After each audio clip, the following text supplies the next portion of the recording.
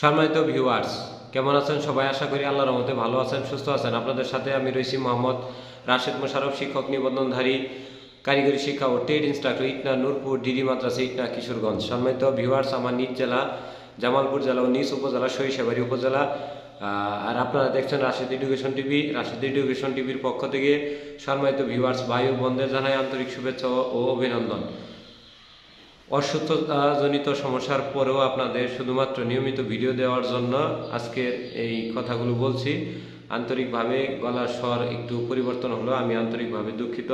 তো সম্মানিত ভিউয়ার্স, আজকের যে আলোচ্য বিষয়টি সেটি অত্যন্ত গুরুত্বপূর্ণ। সেটি হলো যে পঞ্চম গণবিজ্ঞপ্তিতে কারিগরি শাখায় যারা সুপারিশপ্রাপ্তদের সনদ ভেরিফাই সম্পর্কে আলোচনা। সম্মানিত ভিউয়ার্স, এই বিষয়টি অনেক কারিগরি শাখায় চাকরি না করার কারণে বা জীবনে প্রথম কারিগরি শাখা সম্পর্কে জানার কারণে এই বিষয়টিও আপনাদের কাছে সবচেয়ে নতুন মনে হবে, কারণ এটি আমরা চাকরি করার আগে আমি নিজেও জানতাম না বিষয়টি। কারিগরি শাখায় এতটা জটিল একটি এমপিওভুক্ত হতে বা কাগজপাতি ঠিক করতে। তো প্রথম হলো যে কারিগরি শাখায় সনদ ভেরিফাই। সনদ ভেরিফাই বলতে বোঝায়, ধরেন আপনি এসএসসি ভোকেশনালে পড়েছেন এবং ডিপ্লোমা ইন ইঞ্জিনিয়ারিং করেছেন। এই দুইটার বিষয়ে আমি আগে কথা বলি। এই দুটি সনদ আপনাকে কারিগরি শিক্ষা বোর্ডে নিয়ে যেতে হবে। নিয়ে যে এই দুটি সনদের দুটি কপি করতে হবে, অর্থাৎ এসএসসি পাস সনদের দুটি ফটোকপি করবেন, ইন্টার পাস সনদের বা বিএম ভোকেশনাল সনদ হোক বা ডিপ্লোমা ইন ইঞ্জিনিয়ারিং সনদ হোক, এই সনদের দুটি ফটোকপি করবেন, অর্থাৎ 2 কপি 2 কপি 4 কপি ফটোকপি হলো।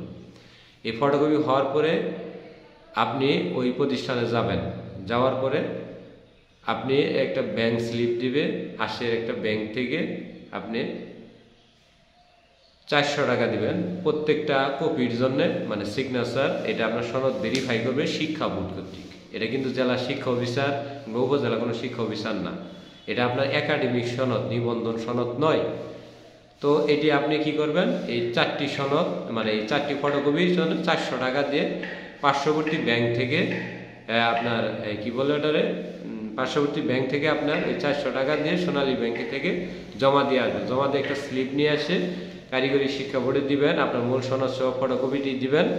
দেওয়ার পরে আপনাকে 11টার মধ্যে আপনাকে সনদের কাজকর্ম কমপ্লিট করে ওনার দিতে হবে। দিলে সন্ধ্যার পরে আপনাকে ওই 4টা ফটোকপির ভিতরে সিল দিয়ে দুইখানে দুইটা করে সিল দিয়ে সুন্দর করে দিয়ে আপনার কাছে জমা দিয়ে আপনার কাছে লিখে মূল সনদ আপনার কাছে দিয়ে দিব, ফটোকপিটিও দিয়ে দিবে। এখন এটি আপনার যখন আপনি এমপিওভুক্ত হবেন তখন আপনার এটি জমা দিতে হবে। এখন মূলত প্রশ্ন হলো যে আমি যখন এমপিওভুক্ত হবো তখনই কাজটি করব, বিষয়টি তা না। আপনি যখনই যোগদান করবেন, যোগদান করার পরই আপনার এই কাজে গেলে তখনকার সময় সবাই যায়। যাওয়ার কারণে কি হয়, আপনার মনে করেন যে একদিনের কাছে একদিনের সেশনে আরও একদিন থাকতে হয়, এবং প্রতিষ্ঠানে যোগদান করে কিন্তু আপনাকে এই কাগজের জন্য ঢাকা দৌড়পাড়া, অর্থাৎ আপনার বাসা হলো সিলেট, আপনি যাবেন ঢাকা, আবার ঢাকা থেকে যায় যে দিনাজপুর কিংবা জামালপুর জেলা, শেরপুর জেলার এদিকে এসে চাকরি করেন, অর্থাৎ আপনার 4-5 দিন কিন্তু এখানে চলে যাবে। তো আপনার যেহেতু এখন অবসর সময় রয়েছে, তবে সেহেতু আপনি এই কাজটি করে ফেলেন। আবেদন করার পরই এই সনদটি আপনি কি করতে পারবেন, যে ভেরিফাইটি করে নেবেন। এখন প্রশ্ন আসলো যে এটি শুধু ট্রেড ইনস্ট্রাক্টরদের জন্য না, কারিগরি শাখায় সহকারী শিক্ষক, ট্রেড ইনস্ট্রাক্টর সহ একেবারে 3য় এবং 4র্থ শ্রেণীর যত কর্মকর্তা কর্মচারী রয়েছেন তাদের সকলের সনদ ভেরিফাই হবে। এখন প্রশ্ন আসতে পারে যে আপনি তো শুধু ডিপ্লোমাদের সনদের বা ভোকেশনাল যারা পড়াশোনা করেছে তাদের সনদের কথা বলছেন, কিন্তু আমি তো সগাইছিও বাংলা। তো আমি ধরেন পড়াশোনা করেছি জেনারেল শাখায়, তাহলে আপনি ওই জেনারেল বোর্ড থেকে যায় সনদ সত্যায়িত করে আনবেন। ধরেন এসএসসি জেনারেল বোর্ড থেকে বা ময়মনসিংহ বোর্ড থেকে করছেন, তাহলে ময়মনসিংহ বোর্ড থেকে সত্যায়িত করবেন। অথবা কি করেছেন ঢাকা বোর্ড থেকে, তাহলে আপনি ঢাকা বোর্ড থেকে সত্যায়িত করে আনবেন। আপনি চট্টগ্রাম বোর্ডে পড়ছেন, তাহলে চট্টগ্রাম বোর্ড থেকে করবেন। এখন আসি ইন্টারের বিষয়টা। আপনি ইন্টার কি করেছেন, ডিপ্লোমা ইন ইঞ্জিনিয়ারিং করেন নাই, আপনি করেছেন কি মানে ইন্টার পাস করেছেন বা জেনারেল বোর্ড থেকে ইন্টার পাস করেছেন। তো সেই ক্ষেত্রে আপনি কোন বোর্ড থেকে করেছেন, আপনার ধরেন থেকে করেছেন, আপনার রাজশাহী বোর্ড থেকে করেছেন, তাহলে রাজশাহী বোর্ডে যায় সনদটি সত্যায়িত করতে হবে।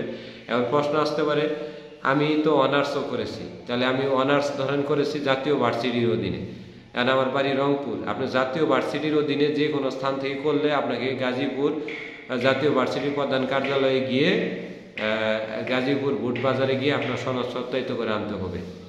আপনি পূর্ণাঙ্গ বিশ্ববিদ্যালয়ে পড়েছেন, তাহলে ওই যে পূর্ণাঙ্গ বিশ্ববিদ্যালয়ে পড়েছেন, ঢাকা বলে ঢাকা ভার্সিটি থেকে আনবেন, চট্টগ্রাম বলে চট্টগ্রাম ভার্সিটি আনবেন, জগন্নাথ বলে জগন্নাথ ভার্সিটি থেকে আনবেন।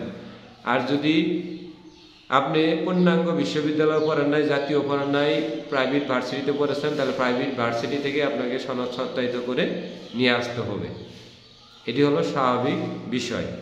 মানে আপনার যদি কারিগরি কোনো একটি সনদ ওর ভিতরে আপনার থাকে, তাহলে এরপরে কি হবে, আপনার যে নিবন্ধন সনদটি রয়েছে, যেটাই নিবন্ধন সনদ, এটি আপনারা যখনই যোগদান করবেন একটি প্রতিষ্ঠানে, 3 জন হোক 4 জন হোক, সাথে সাথে এটি অনলাইন ভেরিফাই করবেন। এখানে অনেক প্রশ্ন আসতে পারে, বা আমরা তো জেলা শিক্ষা অফিসার দিয়ে অনলাইন মানে সিগনেচার দিয়ে দিয়েছি, আমাদেরটা হয়ে গেছে না, এইভাবে কিন্তু কারিগরি শাখা এমপিও হবে না। চৌত্র গণবিজ্ঞপ্তিতে অনেকের এমপিও এইভাবে বাতিল হয়ে গেছে, নতুন করে আবার কাগজ পাঠানো হয়েছে। এক কাগজ যেন 2 বার না পাঠানো লাগে, সেক্ষেত্রে আপনাদের এই বিষয়টি বলছি। সেক্ষেত্রে আপনারা যোগদান করে প্রধান শিক্ষক দ্বারা সিল সাপোর্ট দিয়ে অনলাইনেই সনদটি ভেরিফাই পাঠাবেন। 15-20 দিন বা 1 মাসের মধ্যে আপনার সনদটি হাতে আসবো, তারপরে আপনি এমপিওর আবেদন করতে পারবেন। এই হলো 5ম গণবিজ্ঞপ্তিতে কারিগরি শাখায় সনদ ভেরিফাই সম্পর্কে আলোচনা। অর্থাৎ কারিগরি শাখায় চাকরি করলে এক নতুন ধরনের অভিজ্ঞতা হবে। আর এই রাশেদ এডুকেশন টিভির রাশেদ স্যারের কথা বারবার মনে পড়বে।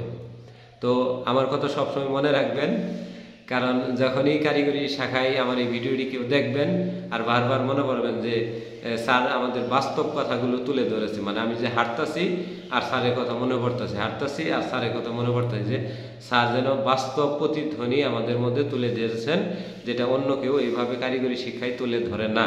তো আমি আপনাদের এই কারণে তুলে ধরলাম, যাতে আপনাদের অর্থ খরচ না হয়, হয়রানি না হয়, এবং পরবর্তী সময়ে যত তাড়াতাড়ি এমপিওভুক্ত হতে পারেন। আপনি 15 দিন আগে কাগজ পাঠালে আপনি কিন্তু 15 দিন আগে সুপারিশপ্রাপ্ত হবেন।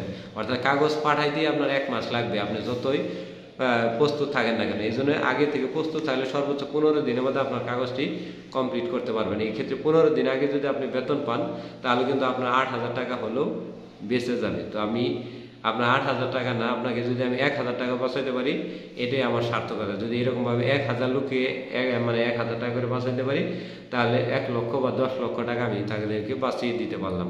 তো এইটুকুই আমার জীবনের অনেক সার্থকতা। আর এইটুকুর বিনিময়ে আল্লাহ তাআলা আমাকে অনেক যাজা দিবে, এবং আল্লাহ তাআলা আমাকে অনেক বিপদ আপদ থেকে বা বালা মুসিবত থেকে রক্ষা করবে, এবং পরকালে একটি মুক্তির পথ সুগম হবে। তো সম্মানিত ভিউয়ার্স, এই কারিগরি শাখার বিষয়ে যদি আর কোনো জানা থাকে অবশ্যই কমেন্ট করবেন। আর আমি সুস্থতার সাপেক্ষে আপনাদের সবার সাথে ফোনে কথা বলবো। এখন অসুস্থতার কারণে আমি আন্তরিকভাবে দুঃখিত, ফোন সেবা চালু করতে পারছি না। ধন্যবাদ সবাইকে, সবাই ভালো থাকবেন, সবাই আমার জন্য দোয়া করবেন। আল্লাহ হাফেজ।